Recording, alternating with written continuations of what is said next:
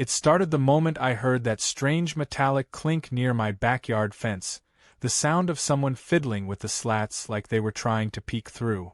I thought it was just a squirrel at first. But when I went to check, I saw a flash of blonde hair and a pair of nosy eyes pressed against the gap. HOA Karen, my next-door neighbor and self-appointed neighborhood compliance officer. I swear, she spends more time patrolling the subdivision than the actual security guard. Karen, I said deadpan. You know that's private property, right?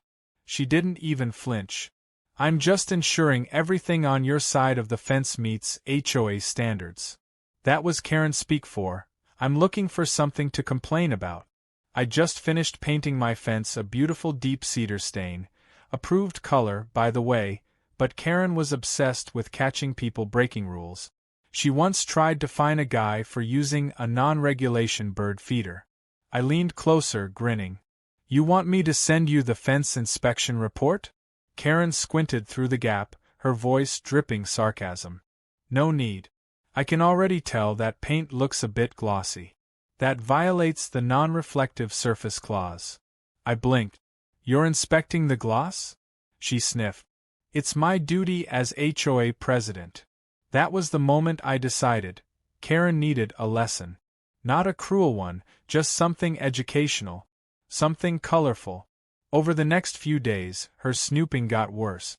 I'd catch her bending to peek through the fence every time I used my patio. Once, she brought a clipboard. Another time, she used her phone flashlight at night. I'm not kidding. A glowing beam snaking through the slats like she was investigating a crime scene.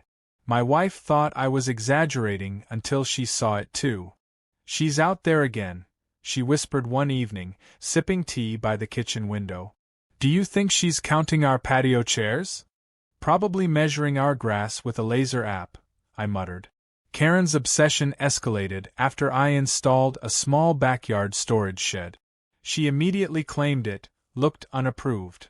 The HOA meeting that week turned into a personal trial, with Karen waving photos she'd clearly taken through my fence. This structure, she announced, appears to be within the setback zone. It's 5 feet from the line, I said. Exactly what the bylaws require. Her nostrils flared. We'll see about that. She lost that round, but she wasn't done. By the weekend, she was back at my fence, peering through again like a raccoon in pearls. That's when inspiration struck. See, I'd been repainting a set of outdoor metal chairs with bright, glossy blue enamel, the industrial kind that takes days to fully dry. I had extra paint, and while I was cleaning up, I stared at that fence, then at Karen's side. The idea formed so fast I almost laughed out loud. I spent the next evening rigging a simple, harmless device. Nothing more than a motion-triggered garden sprayer hooked to a container of washable blue paint diluted with water. The nozzle was carefully positioned through a decorative lattice on my side, aimed right where Karen usually peeked. By morning, it was armed and ready. All I had to do was wait. Karen's schedule was predictable. Morning patrols between 8 and 9, post-lunch inspection around 2, and twilight compliance review, just before sunset. She took HOA micromanagement like a religion. That day, at precisely 8:37 a.m., I saw movement. The telltale shadow of Karen's bob haircut drifted toward the fence. A faint creak of her shoes on gravel. Then, her voice. Still glossy. The motion sensor clicked. A soft PSSSD came from the sprayer.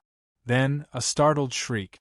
Through the slats, I saw it, a perfect mist of blue droplets exploding across her face, blouse, and pearls. She stumbled back, screaming, waving her arms like a drenched peacock. What the? You painted me, she screeched. I ran to the gate, feigning alarm. Karen, are you okay? What happened? She glared at me, dripping like a smuff in a sundress. Your fence attacked me. My fence, I said, struggling not to laugh. Did it jump at you? This is vandalism. Assault. Property sabotage. Karen, I said, keeping a straight face, were you looking through my fence again? She sputtered. I was performing an inspection. Then it seems the system inspected you right back. Her blue-smeared jaw dropped. You think this is funny? I'll call the police. Please do, I said. Maybe they'll confirm you were trespassing. Karen stomped off, leaving a trail of cerulean footprints on the sidewalk. Word spread fast. The neighborhood group chat lit up with photos. Someone captioned it, "Smuff Karen caught trespassing." Another added laughing emojis. Karen tried to threaten legal action, but the HOA's own bylaws came back to bite her. Any board member conducting unsanctioned property checks could be subject to disciplinary review. She went quiet for a few days after that, not a single peep through the fence. But you know how nosy people are. Curiosity doesn't die, it just adapts.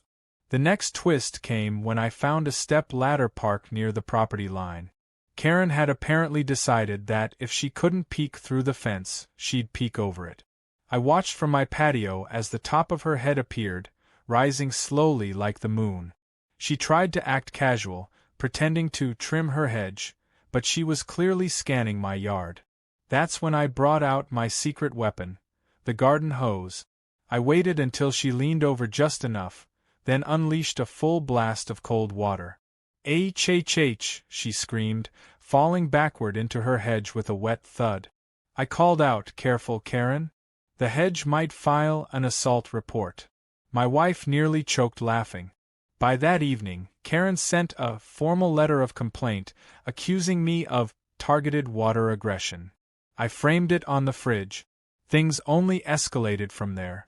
Karen started walking her little dog, Mr. Tinkles, along my side of the street, pausing every time to glare through the fence. Sometimes she'd, accidentally, drop mail near my driveway just to snoop. Other times, she'd loudly mutter about certain homeowners who think they're above the rules. But she avoided the blue paint zone. Once bitten, twice colored. I decided to raise the stakes. My next project: motion-activated paint sprinklers for my backyard art project. Officially, it was abstract water painting for fence texture testing. Unofficially, it was Karen's worst nightmare. The sprinklers were harmless, using washable colorants and low pressure, but dramatic enough to send a nosy neighbor running. I even put up a small sign: "Caution, wet paint testing in progress. Do not approach fence." Guess who approached anyway? It was like clockwork. 9:02 a.m. The shadow appeared. The paint mist hissed. And another shriek echoed through the quiet cul-de-sac. Karen sprinted down the sidewalk again, this time bright green. Neighbors peeked out, trying not to laugh. By then, even the HOA board was fed up. The vice president sent me a discreet text: "Don't worry, we're having a talk with her." But Karen couldn't stop. Obsession had turned into a vendetta. That night, she came sneaking around with a flashlight, clearly trying to catch my trap in action. Unfortunately for her, the motion sensor was still live.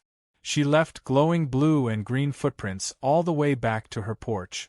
By morning, I had footage from my security camera. Karen crouched by the fence, then fleeing as the sprinkler activated, arms flailing like she'd seen a ghost.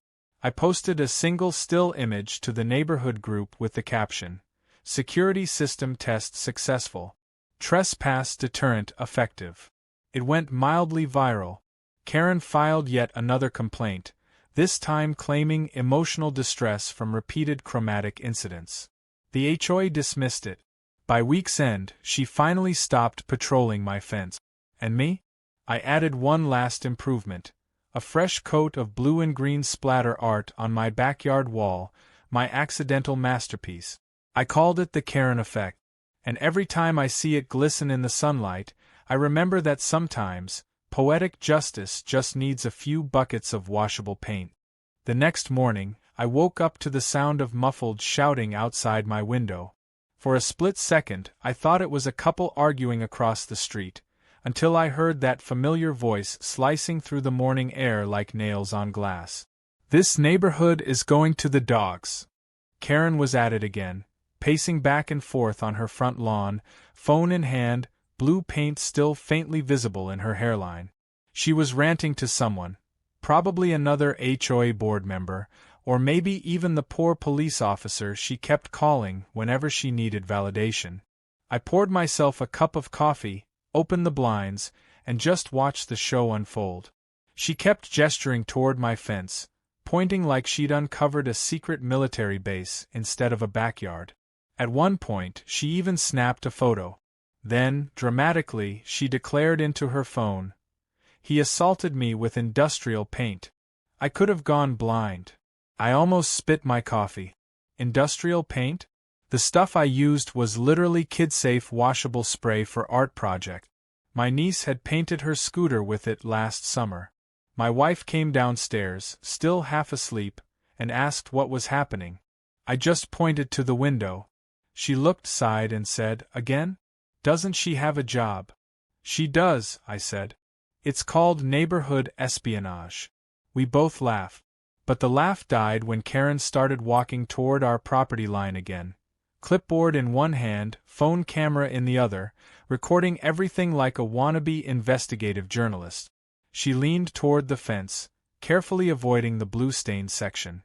"This area," she said loudly, narrating for her video, "is where the homeowner engaged in chemical warfare against an HOA official." I couldn't resist. I stepped outside, coffee mug in hand, wearing the biggest grin I could manage.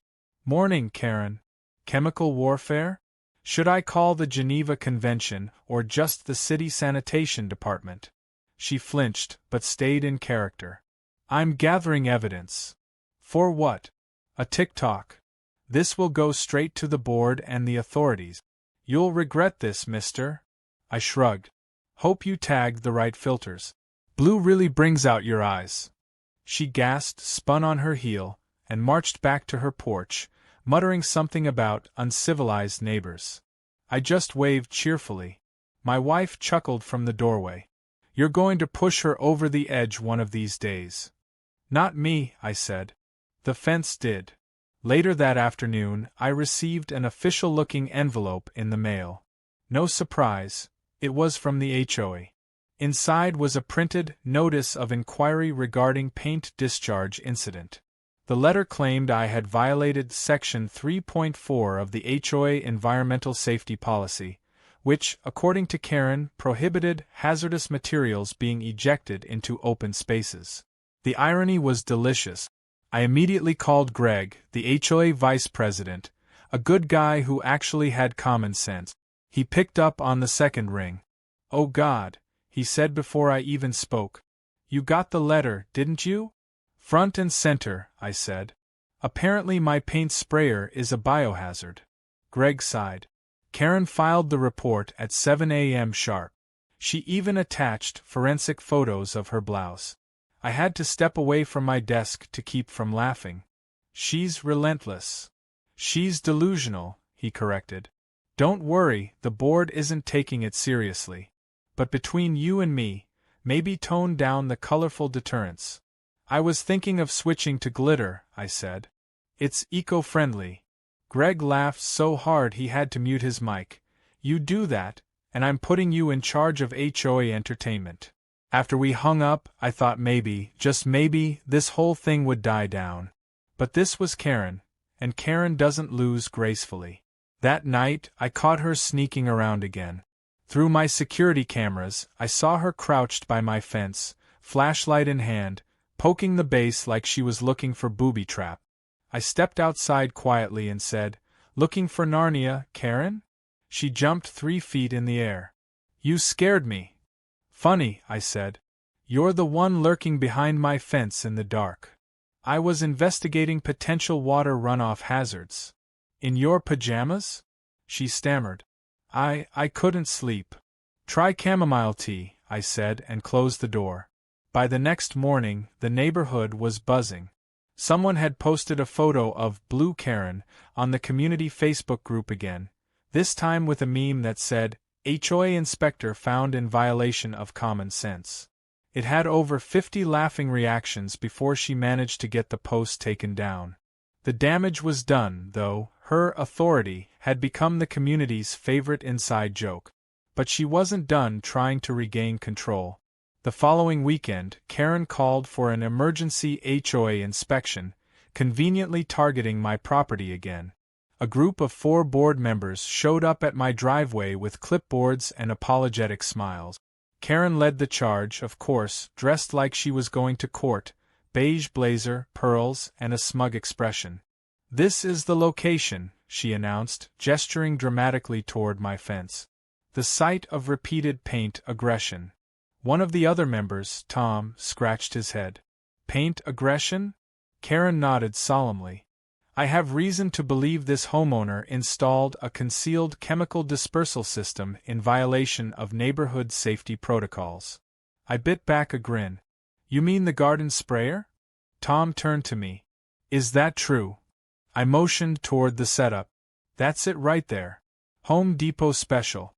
Runs on batteries, sprays water, or in this case, washable paint for an art project." Greg, who'd tagged along, gave me a look that said, "Please don't make this worse." Karen huffed. "He's mocking the process." Tom crouched to inspect the sprayer. "Karen, this thing couldn't hurt a fly. It's literally for plants." Her jaw tightened. "Then how do you explain this?" She held up a blue-stained sleeve like it was Exhibit A. Tom blinked. "Looks like kids' paint." I couldn't resist. "That's because it is." The rest of the group exchanged glances. Greg cleared his throat. "All right, I think we've seen enough. Karen, unless there's an actual safety violation, we should move on."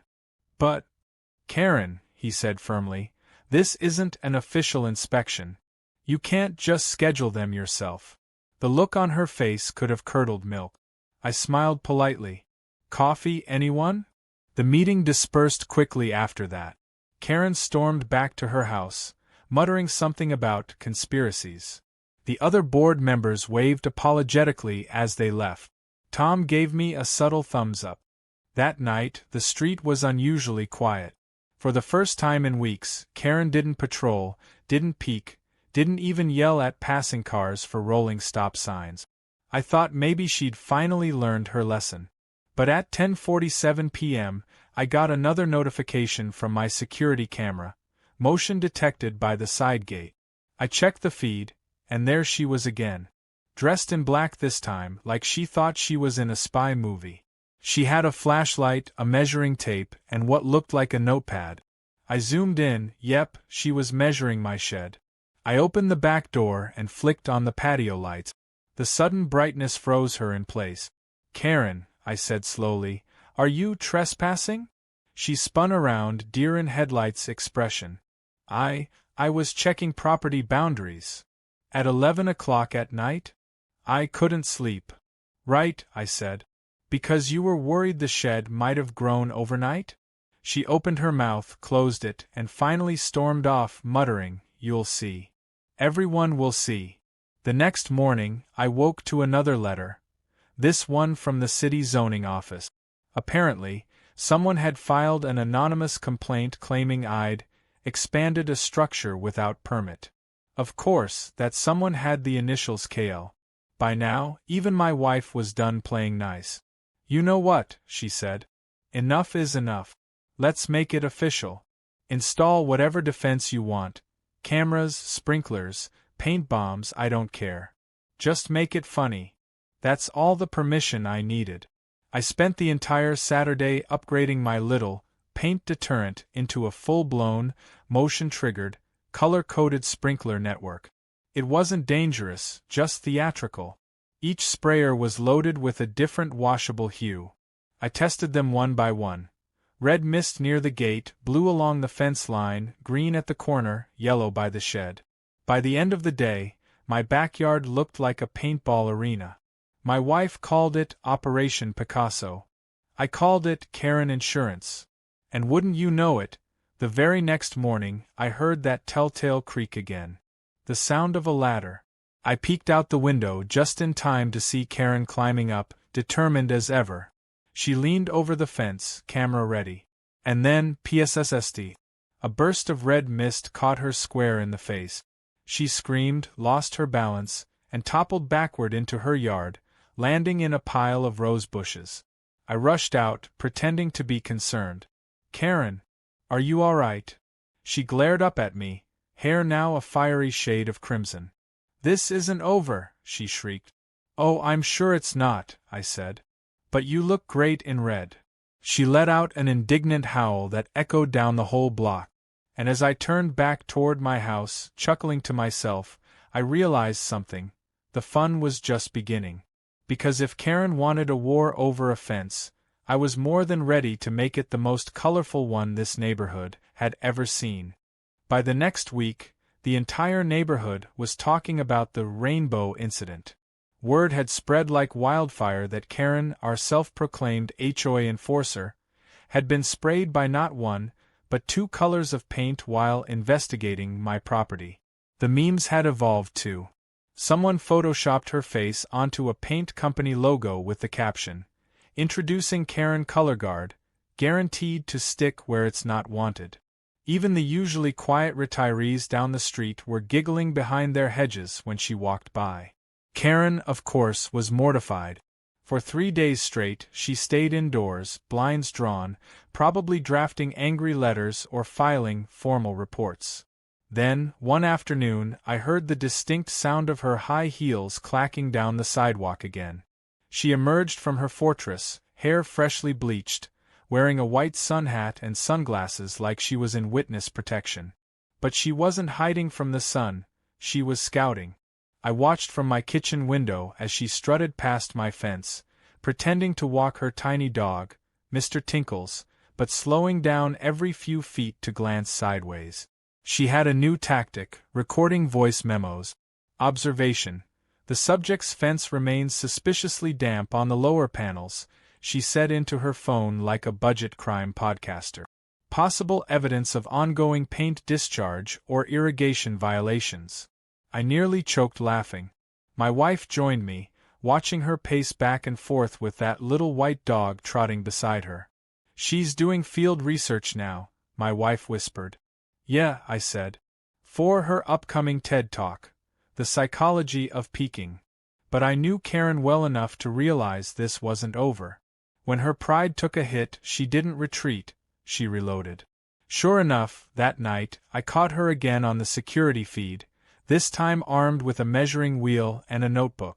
She was methodically pacing along the fence line, muttering numbers under her breath, probably trying to prove that my property encroached by a few inches.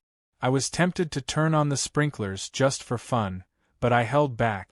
Something told me I should let her dig her own hole first, metaphorically speaking. And, as fate would have it, she did that literally. The next morning, I stepped outside to find a small pile of dirt near the base of the fence, on her side. There was a hole about the size of a grapefruit under one of the slats. At first, I thought an animal had done it, but then I noticed something shiny sticking out, the edge of a measuring tape. She'd been trying to take underground measurements through the fence. That was it. The woman had officially lost touch with reality. So, I decided to make her efforts interesting. That afternoon, while she was inside, I could tell because her blinds were closed, but her car was still there. I slipped out to the backyard with a small project. I had an old motion-triggered speaker system I used for Halloween, the kind that played creepy sounds when someone approached the porch. I reprogrammed it to play something more fitting, a low hiss followed by a robotic voice saying, "Unauthorized inspection detected. Please step away from the fence." I buried the small motion sensor right near the spot where she dug her little tunnel, then covered it up neatly with mulch. It looked perfectly natural. And then I waited. At precisely 7:42 that evening, my camera picked her up again. Dressed in her usual trench coat and visor, she crouched by the fence with a small flashlight and began poking at the dirt. The second her hand broke the beam of the motion sensor, the system came to life. Hisses, unauthorized inspection detected. Please step away from the fence. Karen screamed so loud it set off her own car alarm. She fell backward, dropped her flashlight, and scrambled toward her porch yelling, "It's talking to me! He's bugged my property!" I was laughing so hard I had to sit down.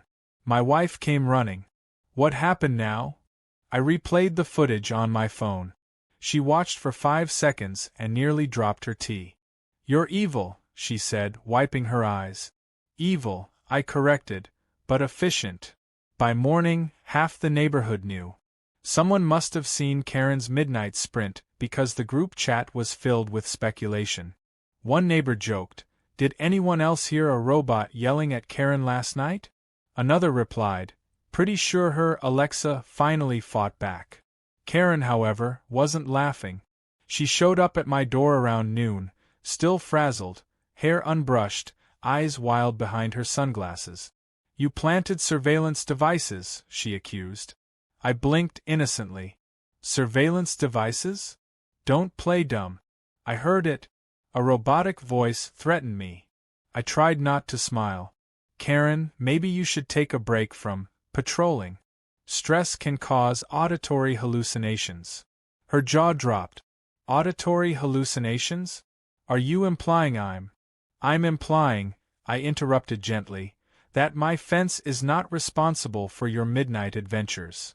She pointed a trembling finger at me. "This isn't over."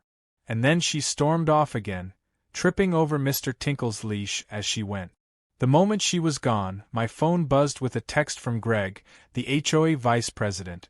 "Just FYI, Karen's trying to schedule another emergency board meeting about you. Something about AI-assisted property intimidation." I texted back, "Tell her to wear goggles next time. There might be a splash zone." Greg just sent a laughing emoji. The following Saturday, she went full offensive mode. I woke up to find a new sign posted near my driveway, bright red letters reading, "Under HOA Review." My property, apparently, was now a case study. The problem? She didn't get board approval to post it. I snapped a photo and sent it to Greg. 10 minutes later, he called me, laughing so hard he could barely breathe. "Oh man, she really did it? That's an automatic violation. You can actually fine her for that." "No kidding." "Yup. Section 5.1, Unauthorized Signage." "Oh, this is beautiful," I said. "Should I send her a formal notice or just spray paint one on her driveway?" He chuckled. "Play it classy. I'll handle it officially." By Monday, the sign was gone, and a new one appeared on her yard, the standard HOA violation notice. The irony was lost on no one. Still, Karen refused to admit defeat. That evening, she cornered me while I was washing my car. "You think you've won, don't you?" she said, glaring. "Won what?" I asked. "I didn't even enter." "You're mocking me," she hissed. "But I'll have the last laugh." "Be careful," I said. "The last time you said that, you got the last splash." She stomped off so hard her flip-flops made slapping sounds all the way down the block. I thought maybe that would be the end of it, but oh no. 2 days later, I discovered Karen had ordered a brand new security drone. I saw the package delivered by drone itself. Poetic, really, and watched her spend the entire afternoon reading the manual on her porch. She was muttering things like evidence collection and aerial inspection capabilities. It didn't take long for her to put it to use. That very night, I heard the faint hum of propellers outside my window. She'd launched it. The tiny drone hovered above my fence, its blinking red light reflecting in the dark like a cyclops' eye. It wasn't high enough to be legal airspace, but it was definitely low enough to be invasive. I stepped out with a flashlight and shouted, "Karen, is your UFO lost?" From her porch, she yelled back, "This is an HOA inspection tool. Stay back." "Inspection tool?" I said. "Looks like a flying lawsuit." And then, with one beautiful swing of my garden hose, I knocked it clean out of the sky. It landed in my flower bed with a soft thud, blinking pathetically. Karen gasped. "You destroyed HOA property." "Correction," I said. "I watered my garden." She stomped off yet again, and I swear I heard her muttering, "There will be consequences." Sure enough, the next day, another letter arrived. This time not from the HOA, but from her lawyer. Or, more accurately, a legal template website she'd printed out. It was titled, "Notice of Intent to Sue for Paint-Related Emotional Harm." My wife laughed so hard she framed it. I can't believe she actually typed paint trauma, she said. I sent a photo to Greg. His reply was immediate. I'm calling an official vote to suspend her from the board. Enough's enough. That Friday, the HOA met without her. Every member voted in favor of removing Karen as president. Greg texted me later. Congratulations, you're officially free. I walked outside that night, stood by the fence, and just breathed. No more clipboards. No more sneaky flashlights. No more blue-haired banshee patrolling my yard. But as I turned to head back inside, I heard a faint, familiar sound from the shadows, a muffled voice muttering, "Unauthorized inspection detected." I realized with a grin that I'd forgotten to turn off my own prank system. The timing was poetic. And just like that, even the fence seemed to be laughing with me.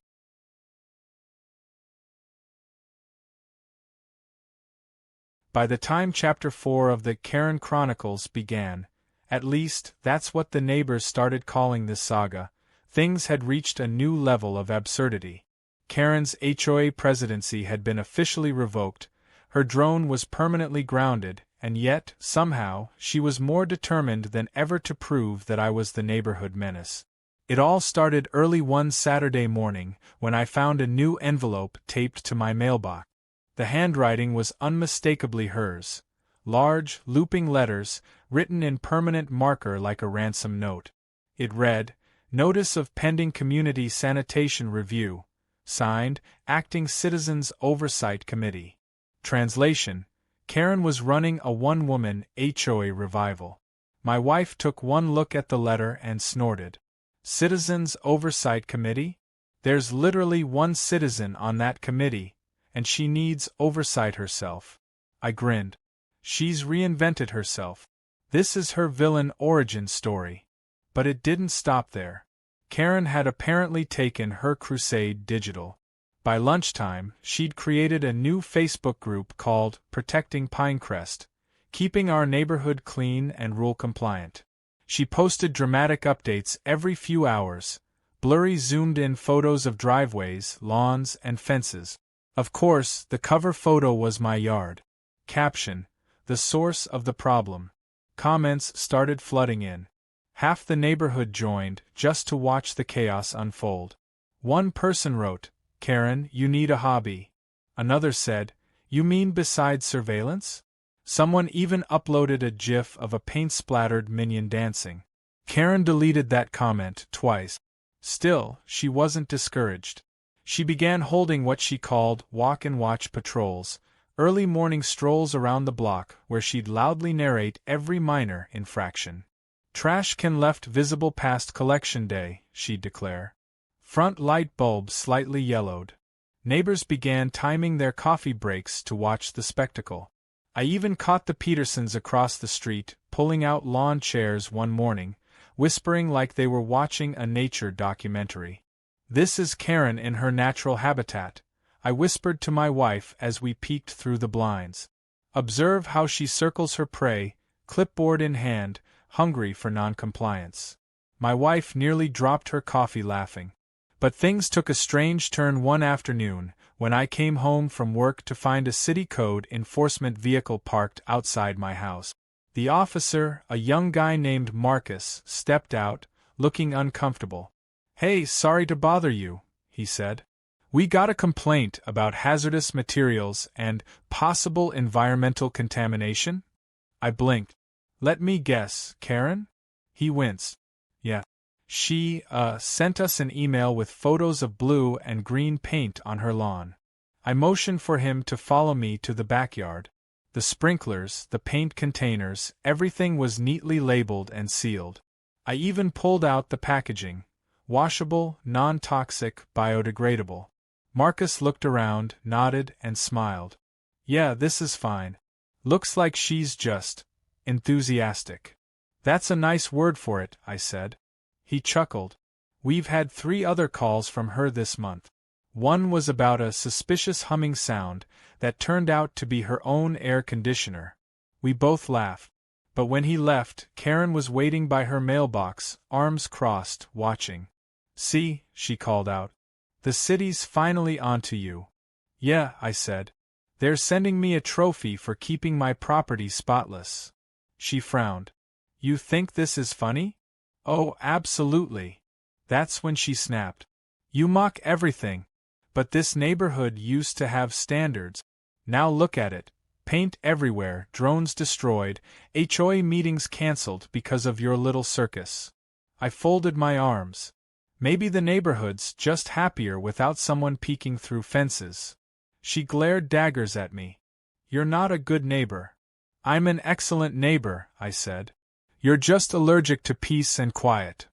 That night, my wife suggested we go out for dinner, to escape the madness, she said, so we did. We were gone maybe 2 hours. When we returned, the first thing I noticed was the faint smell of paint thinner. And then I saw it. Someone, I wonder who, had painted a large, uneven streak across our fence with dull gray primer, covering part of my cedar stain and leaving drips down the panels. It wasn't graffiti. It was vandalism disguised as correction. My wife gasped. She didn't. She did, I said quietly, jaw tightening. There was a single note taped to the fence, written in that same unmistakable handwriting. This area did not meet approved HOA aesthetic tone. Fixed it for you. K. I stood there in stunned silence, alternating between fury and disbelief. She vandalized our property, my wife said. That's a crime. Oh, it's more than that, I said slowly. It's a declaration of war. The next morning, I called Greg. He didn't even sound surprised. Of course she did, he sighed. You got security footage, right? I checked, and yes, there it was. Clear as day, 7:43 p.m., Karen crossing the property line with a paint roller in hand. Greg laughed. Send it to me. I'll forward it to the board and the police liaison. Within 2 hours, Karen had an officer at her door. I watched from my porch as she tried to explain herself, gesturing wildly and pointing toward my fence. The officer nodded politely, then walked back to his car, clearly unconvinced. That evening, I found another note slipped under my doormat. You may have won today, but mark my words, the truth will surface. You can't hide behind that fence forever. I just smiled. Oh, Karen, I muttered. You really shouldn't have used the word surface. Because that's when I decided to pull my most theatrical stunt yet. Phase 1. Retaliation by irony. I bought several large canvas panels, mounted them along my fence, and began painting in broad, colorful strokes, deliberately splattering, dripping, and blending bright hues like a chaotic mural. My wife helped, laughing the whole time. What are we calling this one? She asked. Community oversight, I said. Inspired by excessive supervision. The next morning, Karen emerged for her walk, and stopped dead in her track. Her face twisted into sheer horror as she stared at the new art installation. What is that monstrosity? She sputtered. Art, I said cheerfully. Completely legal, by the way. The HOA no longer has jurisdiction over fence art since the regulation rollback last year. You'd know that if you hadn't been impeached. Her face turned the color of a ripe tomato. You can't just. That's vandalism. Not if it's washable, I said. Want to step closer and inspect it? She took a step back, remembering the paint sprayers. Neighbors started coming out to look. The Johnsons applauded. The Petersons called it the best thing to happen to Pinecrest since the bake sale. Even Greg drove by, rolled down his window, and yelled, "Nice brushwork." Karen, humiliated, stormed back inside. But I wasn't done. Phase 2, Poetic Justice. Over the next few days, I installed a small water feature right against the fence. A simple fountain that cycled colored water through clear tubing, creating shifting patterns of blue and green light at night. The soft glow looked beautiful after dark. Naturally, Karen thought it was some kind of surveillance device. At 9:30 that evening, my camera caught her creeping outside again, flashlight in hand, trying to inspect the glowing water lines. The second she leaned in too close, the motion sensors activated, this time not paint, just a harmless mist of water illuminated by the LED light. She screamed again, and stumbled backward into her own flower bed. I stepped outside, waving. "You okay, Karen? You seem a little misty-eyed." "Stop tormenting me," she yelled. "Stop trespassing," I replied. By the next morning, I was local legend. The community chat renamed itself Paintcrest Neighbors as a joke. Someone even created a t-shirt design, a cartoon fence with a rainbow spray arc and the slogan, "Stay on your side." Karen, meanwhile, had gone completely silent. No patrols, no posts, no note. It was almost eerie. Then, one morning, I saw something strange. Her blinds were open and she was gardening. Actual gardening. Kneeling by her flower bed, quietly trimming hedges, humming to herself. I almost didn't believe it. Had the great Karen finally found peace? But peace, as it turns out, was just camouflage. 2 nights later, around 11 p.m., I was reading in bed when I heard a faint rustling sound. I checked the security feed, and there she was again, crouched near the fence, holding a paintbrush. I zoomed in. She was repainting the gray patch she'd vandalized before, muttering under her breath like a cartoon villain. I didn't even stop her this time. I just hit record. In the morning, I showed the footage to Greg. He burst out laughing. "She's repainting your fence? On camera? This woman is her own worst witness." He filed another report. That afternoon, Karen received a formal trespassing warning from the city. She stood on her porch reading it, face pale, hands trembling. I almost felt bad. Almost. But then she looked up at me and shouted, "This neighborhood used to have order, and you ruined it." I smiled calmly. Maybe order isn't the same as peace. And for the first time since this whole thing started, she didn't respond. She just turned, walked inside, and closed the door. That night, my wife and I sat by the fence, sipping lemonade, watching the fountain lights shimmer against the panels. The air was quiet, calm, even a little beautiful. I looked at her and said, "You think it's over?" She smirked. "With Karen? It's never over." And right then, as if summoned by irony itself, the motion sensor light flicked on near Karen's yard. Something, or someone, had just moved in the shadows. The paint war, it seemed, was about to enter its next phase. The next morning, I knew something was brewing before I even opened the blinds. There was a strange stillness in the air, the kind of calm that always comes before one of Karen's storms. My wife was already at the kitchen counter sipping coffee, scrolling through her phone with raised eyebrows. "You're not going to believe this," she said. "What now? Did she start a neighborhood militia?" She turned the phone toward me. There it was. Karen had posted a long, furious rant on her Protecting Pinecrest page again, except this one had gone viral. The headline read, "Local man endangers neighborhood with toxic paint experiments, children at risk." The post had dozens of angry emojis and comments like, "OMG! Is this real? And who does that?" mixed with a smaller army of people laughing at her. The photo she'd used? A zoomed-in shot of me holding a paintbrush from the day I'd been working on my fence mural, cropped to make it look like I was hurling paint into the street. My wife put her phone down. "You've officially been turned into the neighborhood villain."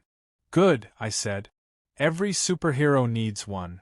But this wasn't just her usual gossip. She was trying to weaponize public outrage. And of course, that meant people were starting to stop by just to see the art.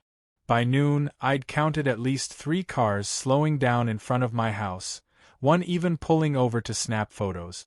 Karen, standing proudly on her front lawn, waved them down like a self-proclaimed whistleblower. "There. That's the man. He's the one with the illegal paint system." One woman rolled her window down and shouted, "It's washable, Karen." Another yelled, "Looks great. You should hire him to paint your attitude." Karen's jaw dropped as the car drove away, laughter echoing down the street. Still, I could tell she wasn't done. Around 3 that afternoon, I noticed her in her driveway with a stack of papers. She was making flyers. Each one had my name, address, and a dramatic headline, "Toxic Paint Zone, Keep Your Pets Away." I stood there, stunned, as she went door to door, slipping them into mailboxes like some kind of self-righteous propaganda agent. My wife looked ready to storm over there. "That's it. We're calling the police." "Hold on," I said. "Let her finish hanging the evidence first." When Karen finally reached our house, I opened the door before she could shove a flyer into my mailbox. "Morning, Karen. Advertising your conspiracy." She froze. "Just warning the community." "Appreciate that," I said. "Want a cup of coffee while I file this harassment report?" Her eyes narrowed. "You think you're clever, but the truth will come out." "Yep," I said. "In black and white, or in your case, blue and green." I took the flyer from her hand, scanned it, and called Greg. He was at work but answered anyway. "Oh no," he said the moment I described it. "She's distributing unapproved material again. That's grounds for a civil complaint. You can actually get a restraining order if she includes your address." "Perfect," I said. "Let's frame this one too." By that evening, Karen's flyer campaign had backfired spectacularly. One of the neighbors, a graphic designer, edited it into a parody version that read, "Toxic Paint Zone, where fun happens." He even added a cartoon version of Karen holding a paint roller and screaming. People printed it, posted it on their fences, and tagged her online. She deleted her page within hours. But the damage to her pride was done. That night, the lights in her house stayed on until 2 a.m., and I could hear pacing through the open windows. My wife leaned over and whispered, "She's plotting something." "I know," I said. "And whatever it is, it's going to be ridiculous." I was right. The next morning, I stepped outside and noticed a new addition to the property line, a shiny new surveillance camera mounted on a pole that leaned over my fence. It wasn't subtle, big black lens, bright blinking red light. Karen stood proudly beside it, arms crossed. "Good morning, Karen," I called out. "Expecting UFOs?" "This camera," she said smugly, "is for documenting environmental violations. If your so-called art project releases another drop of paint, I'll have proof." I tilted my head. "You know it's illegal to record someone's private property, right?" "It's community oversight," she snapped. I grinned. "Cool. I'll make sure to wave next time I mow the lawn." My wife whispered behind me, "You're going to do something, aren't you?" "Absolutely." That afternoon, while Karen was at her yoga class, yes, she drove to a mindfulness and control workshop twice a week. I put my plan in motion. I angled one of my existing security cameras directly at hers. Then, using a simple Bluetooth speaker setup, I synced it to trigger whenever motion was detected near her lens. At 6:04 p.m., Karen returned home and immediately began checking her footage. She looked up just as my speaker came alive. "Attention! Unauthorized surveillance detected.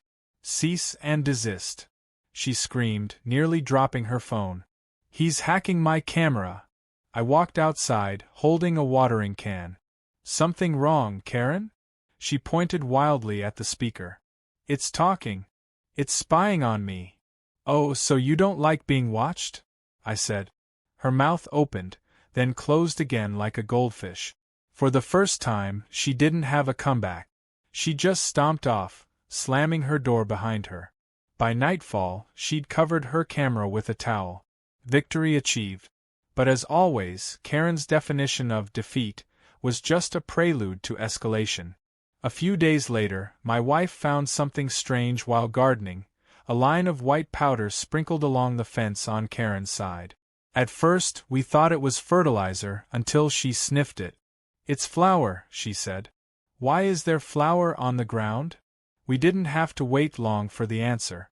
That evening, when we turned on the backyard lights, we saw her sneaking out with her phone, crouched behind her bushes, filming. Suddenly, a small raccoon scuttled through the flower line, leaving clear footprints, which she photographed furiously.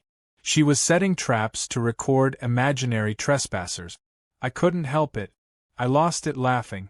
"She's running a full-scale investigation," I said between gasps. My wife shook her head. You're going to mess with her again, aren't you? Not this time, I said. I'm just going to give her what she's already looking for. The next morning, I placed a small rubber raccoon toy near the fence, half buried in dirt, like it had been caught mid-crime. Then I added a note, "Caught me red-handed. Sorry for the problem." By noon, I heard Karen shrieking from her yard. "He's mocking the investigation. This is evidence tampering." Greg called me 20 minutes later. I just got a call from Karen asking if the HOA can authorize raccoon control patrols. What did you do? Nothing serious, I said. Just feeding her imagination. He sighed. Remind me to send you an HOA comedy award. The neighborhood, by this point, had fully chosen side. Team Paint Fence versus Team Karen. Lawn chairs started popping up along the sidewalk again every time she left her house. Someone even made popcorn one afternoon and offered me a bag. But then, things took a surprising twist. One evening, Karen knocked on my door. She looked tired, disheveled, and oddly human.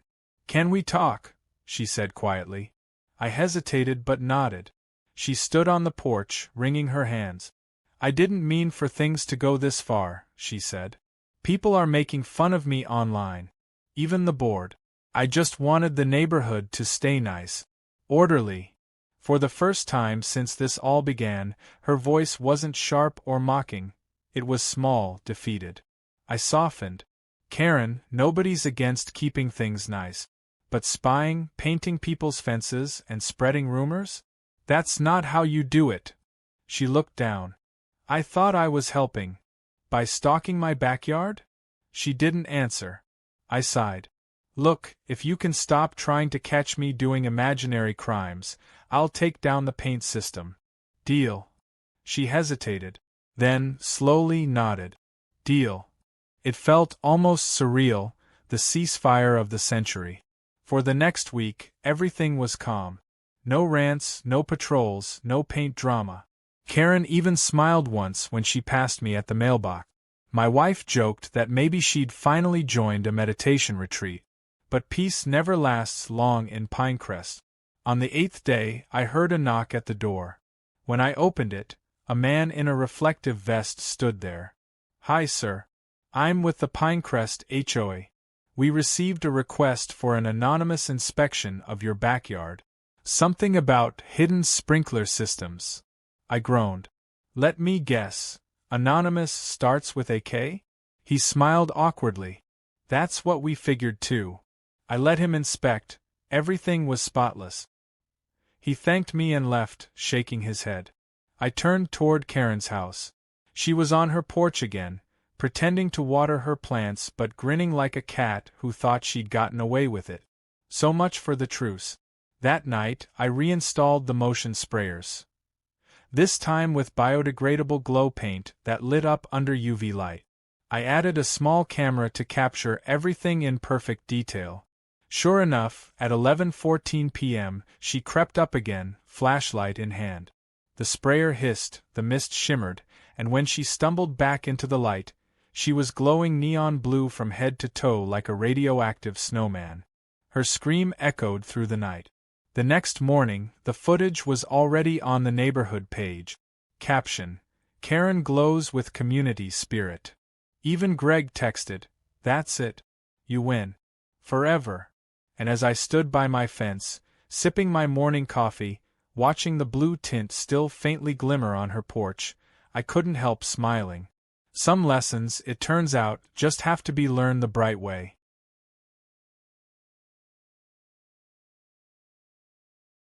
By the time the neon blue fiasco died down, Karen had officially become a suburban legend.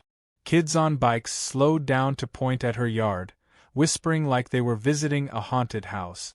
Someone even posted a meme on the local Facebook page showing a glowing stick figure labeled Karen, Guardian of the Fence. It got more likes than anything the HOA had ever posted. For a few blessed days, everything was quiet. I thought maybe, just maybe, the glowing humiliation had convinced her to retreat into peaceful obscurity. But deep down, I knew better. Karen didn't disappear. She regrouped. The first sign came on a Monday morning when I walked outside to find my driveway covered in sticky yellow residue. At first, I thought it was pollen, but it glistened oddly in the sun. I crouched down, touched it, and sniffed. Honey. My driveway was coated in honey. My wife came outside, stared at the mess, and said, "You've got to be kidding me." "Nope," I said. "I think she's upgrading to wildlife warfare." Sure enough, within the hour, I heard buzzing. A small cloud of bees began circling near the sticky patch. I groaned. Karen's house was suspiciously quiet, her blinds drawn, but I could practically feel her smirking behind them. So I did what any rational adult would do. I called Greg. When he answered, I didn't even say hello. "Greg, do HOA rules cover honey-based sabotage?" There was a pause. "I'm sorry, what?" "She poured honey all over my driveway. Probably to attract bees. Or bears. Or the apocalypse." He sighed. "Do you have proof?" I pointed at my security camera. "Oh, I've got proof. And it's sweet." We both laughed, though Greg sounded exhausted. "Send it over. I'll add it to the Karen file." Yes, there was now an official Karen file. The HOA had documented every incident, from her blue paint meltdown to her citizens' patrol. Greg said it was the largest file they'd ever compiled on a single person. After cleaning up the honey, and temporarily winning the hearts of every bee in the Tri-County area, I thought about striking back. But something in me hesitated. I'd already won several rounds. Maybe the real revenge was letting her spin herself into chaos while I played calm, reasonable homeowner. That plan lasted exactly 48 hours. Because 2 nights later, at around 1 a.m., my security system pinged again. Motion detected by the fence. I checked the feed, and there she was, wearing gardening gloves, a headlamp, and a determined expression. But this time, she wasn't peeking. She was digging. I watched in disbelief as she crouched near the fence line with a small hand shovel, scooping soil into a plastic bag like she was collecting evidence for a crime show. She filled 3 bags, sealed them carefully, and walked back toward her porch. The next morning, I got an email from the city's environmental department. Subject line: Notice of complaint, suspected soil contamination. I nearly spit my coffee. Karen had filed a soil complaint.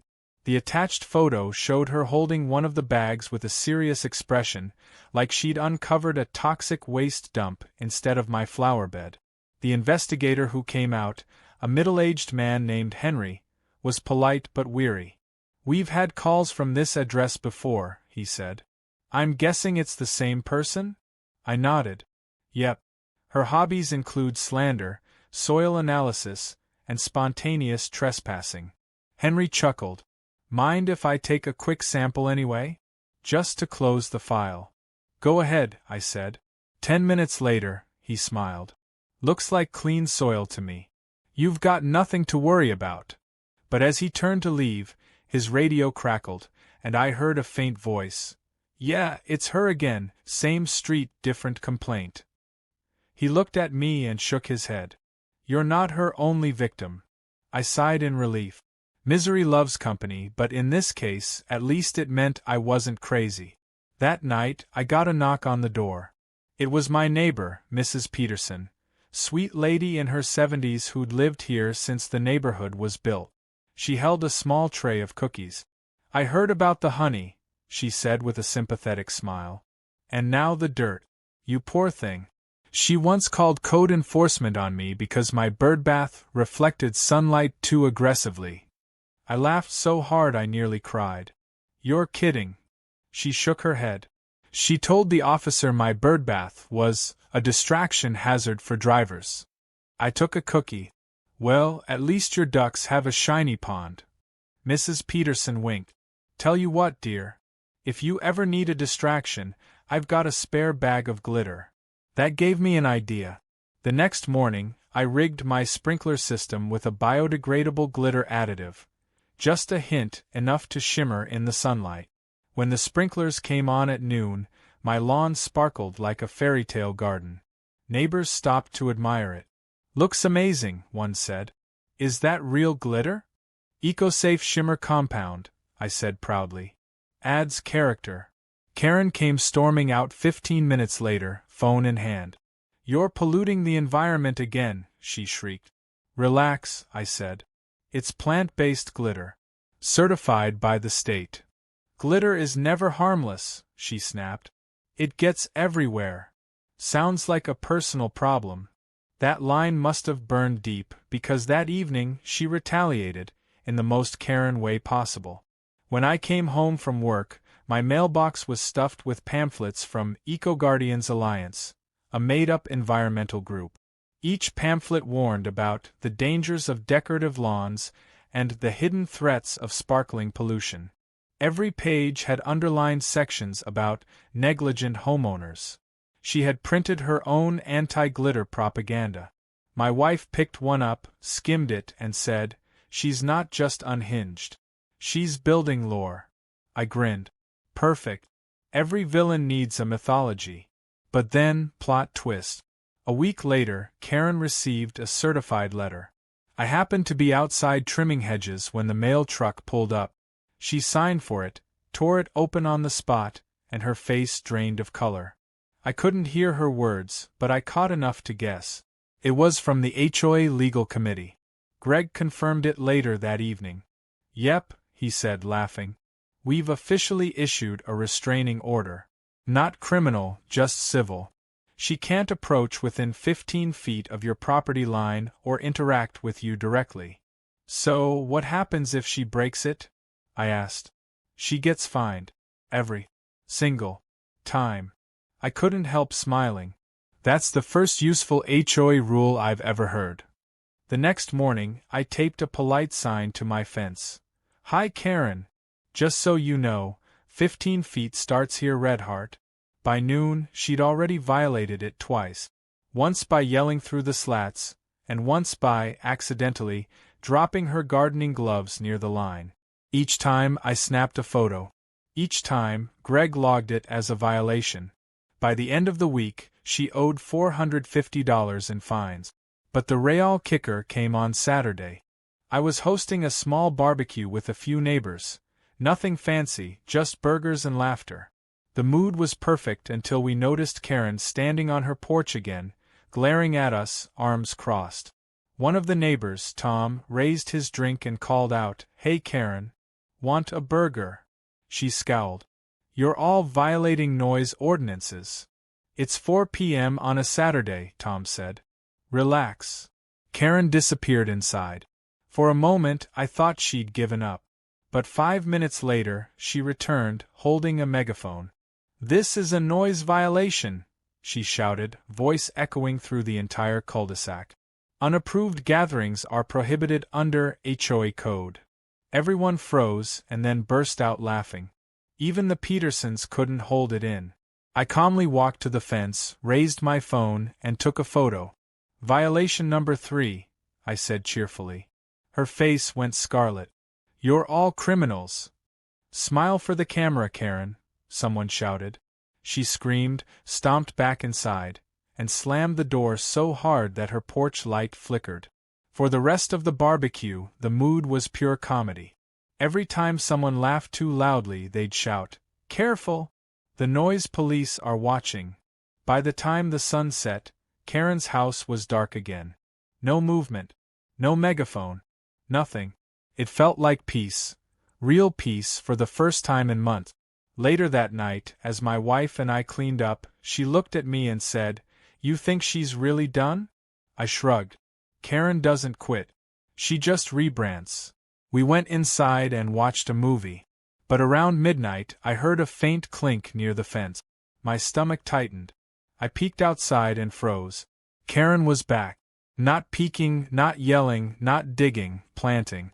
She had a small sapling in her hands, and she was digging a hole directly against the fence line, on her side, but close enough that the roots would eventually cross. My wife joined me at the window, whispering, "Is she planting a tree as revenge?"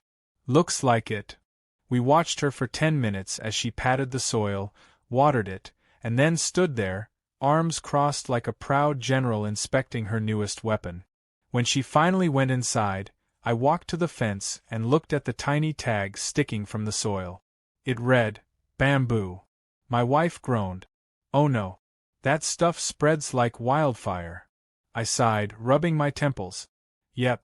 Karen just declared biological warfare. And as I stared at that little bamboo sprout glowing under her porch light, I couldn't help but grin. This was far from over, it was just about to get rooted. I woke up the next morning to the sound of rustling, that dry, whispery sound bamboo makes when it sways in the wind. Except there wasn't any wind. It was perfectly still. The realization hit me like a cold splash of water. Karen's little bamboo project had already begun. Overnight, the stalks had doubled in height, pushing through the fence slats like green spears. She hadn't just planted one clump, she'd planted an entire line of bamboo along the property line, each stalk spaced precisely 2 feet apart. A living wall of passive-aggressive revenge. My wife came outside, stared at it, and said flatly, "Oh my God." She weaponized gardening. I sighed. That's Karen for you. If she can't out-argue the HOA, she'll outgrow it. We watched as she strutted out from her porch with a watering can, dressed in a wide-brimmed hat and sunglasses like a villain tending her army. When she noticed us watching, she gave a small wave. The kind of smile that says checkmate. "Morning, neighbors," she chirped, saccharine sweet. I thought a natural privacy barrier would be best for everyone. I raised an eyebrow. "You mean best for you, right?" "Oh, don't be silly," she said. "This is an eco-friendly alternative to your chemical habits." My wife muttered under her breath, "Eco-friendly? Bamboo spreads faster than gossip." And she was right. Within days, the bamboo started creeping under the fence, sending up little shoots in our flower bed. I cut them back, but they came back stronger. It was like a horror movie, The Root Awakens. By the end of the week, it wasn't just invading my yard, it was spreading toward the Petersons too. Mrs. Peterson came knocking on my door holding a handful of severed stalk. "That woman's plants are attacking my roses." I tried to keep a straight face. "I think it's time we formed an alliance." And just like that, the neighborhood, once divided, united against a common enemy, the bamboo menace. That evening I called Greg. "Hey, remember the restraining order?" "Yep. Does that include Flora?" He paused. "You're telling me she's violating the order with plants?" "Technically, yes." He sighed. "Send photos." I did, close-ups of the roots, the spreading shoots, the dense wall beginning to form along the fence. 10 minutes later, he replied, "This might be the weirdest HOA case I've ever handled. But don't worry. I'll escalate it." Apparently, escalate meant calling in a landscaping inspector, because 2 days later, a man named Dave from Greenscape Environmental showed up with a clipboard and a look of quiet despair. "So," he said, scratching his chin, "you're saying your neighbor planted invasive bamboo directly on the property line?" "Yep," I said. "And it's spreading faster than the flu at a daycare." He took one look at the fence and whistled. "That's running bamboo. Nasty stuff. It'll be under your garage by Christmas." "Great," I muttered. "So what do we do?" He shook his head. "She'd have to agree to dig up the rhizomes completely. And given what you've told me about her, she'll sooner declare bamboo sovereignty," I said. He chuckled. "Then I'll file my report. Maybe the city can force her hand." While we waited for the city to respond, I started my own countermeasures. I installed an underground barrier, thick plastic sheeting buried 2 feet deep along the fence line. It wouldn't stop the bamboo forever, but it would slow it down. My wife helped me dig, both of us muttering like conspirators in a Cold War drama.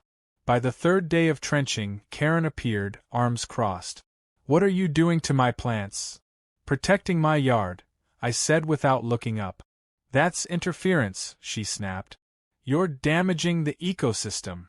I wiped sweat off my forehead. "It's not an ecosystem, Karen. It's a siege." She gasped. "I'll have you fined for unauthorized soil manipulation." "Sure," I said. "Add it to the list." Right under paint assault and glitter pollution. She stomped off, muttering something about environmental terrorism. Later that week, we received another letter, this time from the city horticulture department.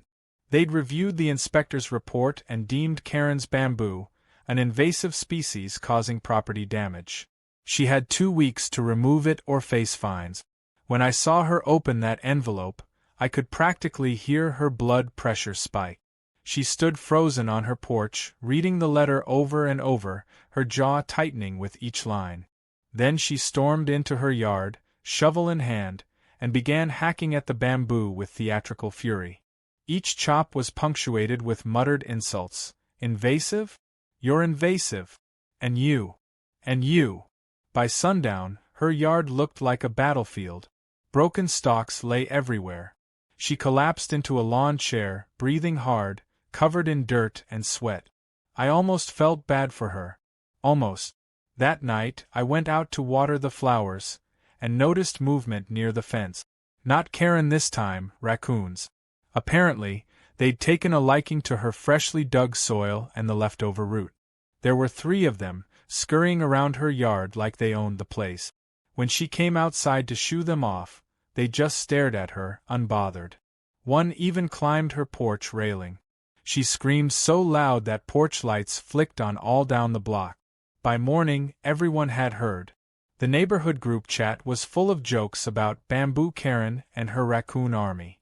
Someone even made a fake movie poster. She retaliated by calling animal control, but the officer who came just shrugged. "They're just looking for snacks, ma'am." "Snacks?" she shouted. "They're invaders." He smiled. "Welcome to nature." For a week, the raccoons reigned supreme. They knocked over her trash cans, dug up her flower beds, and even managed to drag one of her patio cushions halfway down the street. Each time, she came storming out with a broom, yelling, "Get off my property!" Meanwhile, I enjoyed the peace. No yelling through the fence, no flyers, no cameras. Just the occasional rustle and a faint, distant shriek when the raccoons struck again. But Karen's silence didn't last long. One Thursday afternoon, I came home to find a new construction project in her yard. A half-finished wooden structure stood near the property line, something between a bird blind and a fortress. My wife peeked over the fence. "What on earth is she building?" Before I could answer, Karen's voice rang out. "It's a wildlife observation post. If the city won't remove the raccoons, I'll document them." She had a notebook, binoculars, and what looked like a small megaphone. I couldn't help laughing. "What's she going to do? Interview them?"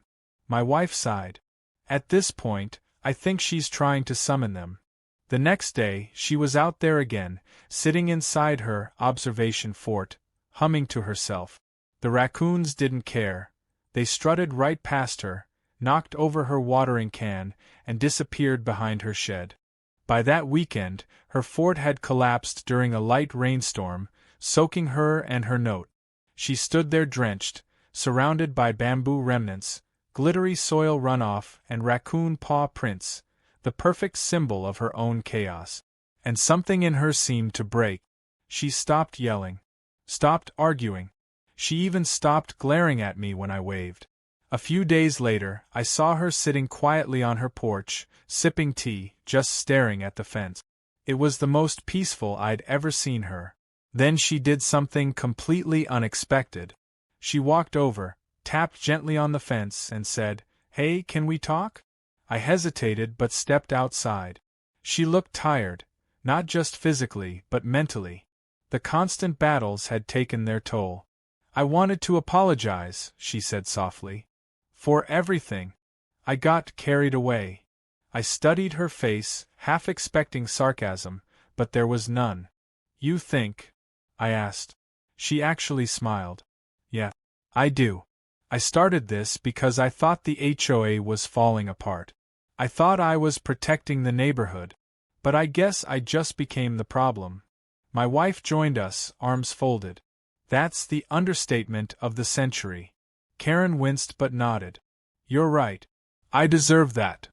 I exchanged a glance with my wife, then said, "Look, Karen. I'll admit, this whole thing got out of hand. But you've got to stop trying to control everything. The world won't crumble if someone paints their fence or plants daisies instead of HOA-approved tulips. She laughed, actually laughed. You're not wrong. I think I just needed to feel important again. That hit me harder than I expected. For all her ridiculousness, Karen was just lonely. Her husband had passed years ago, her kids lived out of state, and the HOA had been her only identity. I'll tell you what, I said. If you promise to retire from neighborhood policing, you can help me with something. Her eyes narrowed suspiciously. Help with what? Community art project. We're repainting the park benches. You'll have official permission and everything. She blinked. Really? Really? And just like that, the great paint war of Pinecrest ended not with a lawsuit or a fine, but with Karen, brush in hand, painting cheerful colors on park benches alongside her former victims. Over the following weeks, she mellowed out completely. The bamboo was removed by professionals, the raccoons relocated, to her relief, and the neighborhood finally settled into peace. She even hosted a small peace and paint picnic, inviting everyone, including me. When I showed up, she smiled shyly. No hard feelings? I grinned. None. Just don't plant anything near my fence again. She laughed. Deal. As the sun set, kids played on the grass, neighbors chatted, and for the first time in ages, Pinecrest felt like a neighborhood again instead of a battlefield. My wife leaned over and whispered, "You think this truce will last?" I smirked. As long as no one gives her another clipboard. And from somewhere across the park, I heard Karen yell, "Hey, I found an old one in my garage." We both groaned. Peace in Pinecrest was never permanent, but at least it was colorful.